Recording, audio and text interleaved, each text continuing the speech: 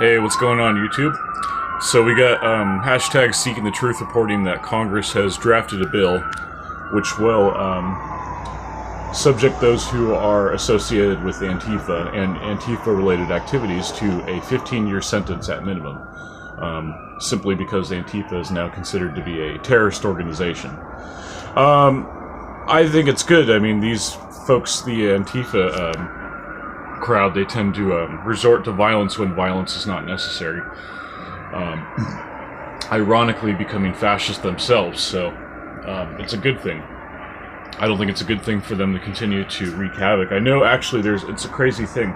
There are actually some people on the right that want to continue to see this violence caused by Antifa because it will give them casus belli to go after the left, which is just, it's unfortunate.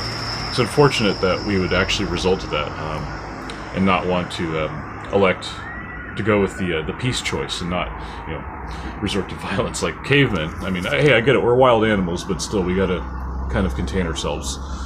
But nonetheless, Antifa is, we went about the right way. This is how democracy works. You get the petition signed, it gets Congress's attention, now they draft a bill, and we'll see where it goes. This is part of the process. It's not something that can happen overnight. That's the difference between fascism and democracy, is that democracy takes patience and time, and fascism is kind of a instant gratification option. Which speaks a lot about our current generation, wouldn't you say? So, it's good though. But there are some concerning aspects about it with the rhetoric towards Antifa, getting rid of Antifa, because you could argue that there are going to be people that go about the same way in terms of dismantling the terror cells such as Al-Qaeda. And where I'm trying to get with this, I'm sorry, I'm kind of stuttering here. Where I'm trying to get with this is that in order to preserve our freedoms, there are government officials that believe that it is pertinent that we violate certain government freedoms to preserve said freedoms. Now, isn't that a doozy? Isn't that kind of a weird line of logic right there? Why not just not spy on American citizens?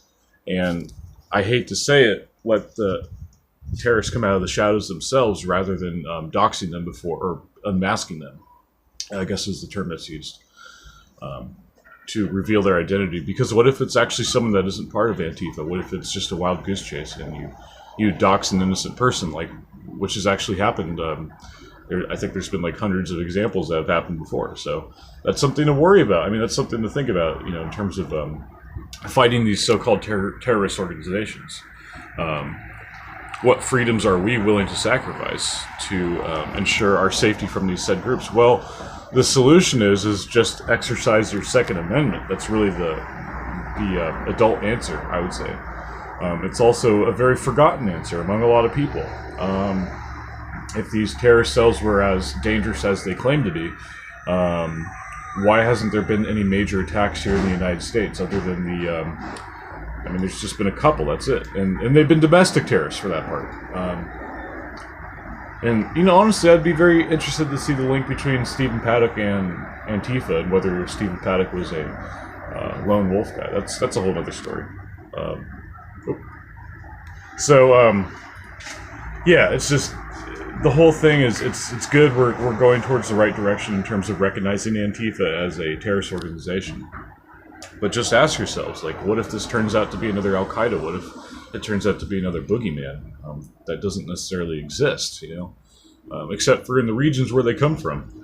That seems to be the number one problem, with the Al-Qaeda, is they're very active in the Middle East and parts of North Africa and Philippines, because that's where they're based. I don't think at least I'm not an intelligence officer. I don't know if they have any cells here in the United States, but I highly doubt it. Just based off the fact of how tight government surveillance is. They get rid of these people within a matter of minutes, it seems like. But this is good, the way that we're going about labeling Antifa as a terrorist organization, rather than fighting back, because my life personally has not been threatened by them. And I've never met anybody that's been a part of Antifa. I've met Antifa supporters, but not actual Antifa members. Those people are generally hard to come across because they're either anonymous or the group itself isn't really popular. It's just kind of overblown.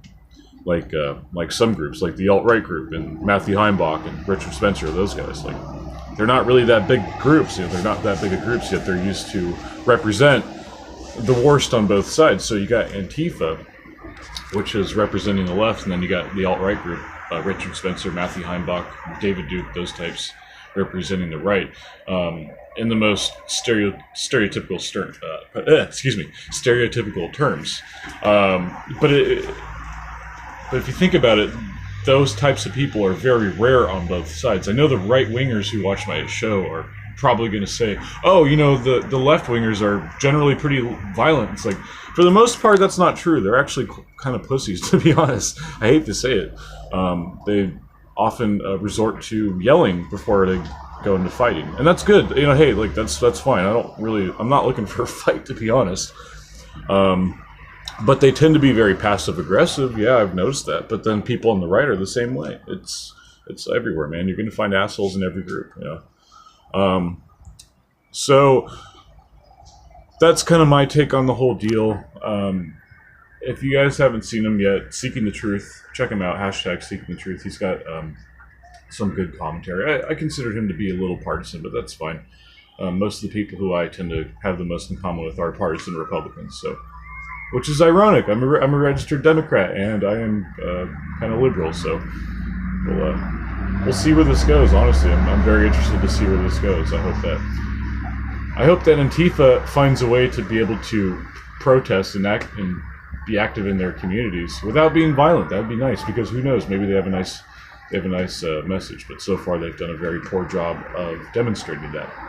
Wouldn't you agree? Let me know what you guys think in the comment section. Leave a like if you liked the video. Leave a dislike if you didn't like it.